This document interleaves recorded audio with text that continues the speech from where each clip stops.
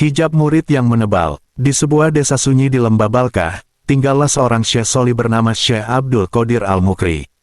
Ia adalah seorang wali yang disegani, terkenal sebagai penyambung hati para murid kepada Allah dan Rasul-Nya. Setiap kalimat yang keluar dari lisannya seperti kunci yang membuka pintu-pintu ruhani. Murid-muridnya mencintainya bukan karena pribadi beliau, tapi karena melalui beliau mereka menemukan makna ibadah, hakikat cinta, dan rasa rindu kepada Rasulullah.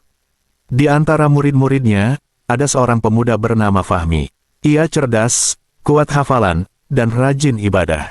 Namun setelah beberapa tahun berguru, timbul penyakit halus di hatinya. Ia mulai merasa sudah cukup dewasa dalam agama, merasa bahwa sang guru hanyalah manusia biasa seperti dirinya.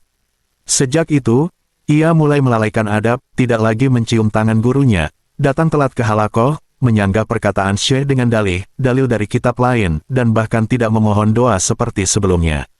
Syekh Abdul Qadir tidak memarahinya, hanya memandangnya dengan mata yang sendu. Namun malam itu, dalam sujudnya, sang Syekh berdoa sambil menangis. Ya Allah, jika murid ini tidak lagi melihatku sebagai jalan kepadamu, maka jangan engkau biarkan ia kehilangan arah kepadamu dan kekasihmu.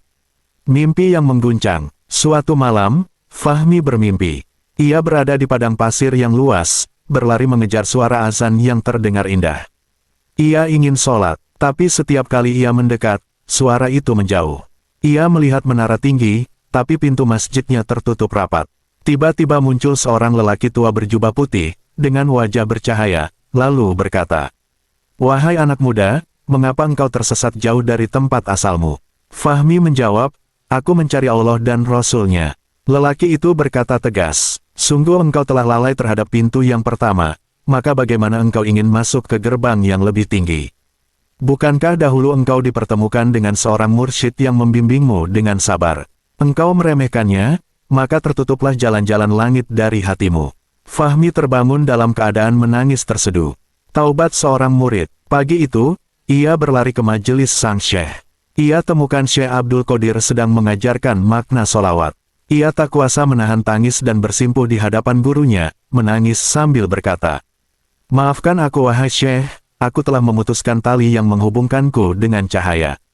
Sang Syekh hanya mengelus kepalanya, lalu berkata, "Wahai Fahmi, ketahuilah, orang yang meremehkan gurunya, akan terhijab dari ilmunya.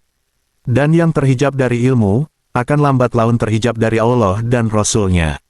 Karena setiap hak yang kau abaikan, akan menjadi dinding bagi hak yang lebih tinggi." Hikmah kisah ini, kelalaian kepada guru rohani bukan sekadar adab yang hilang, tapi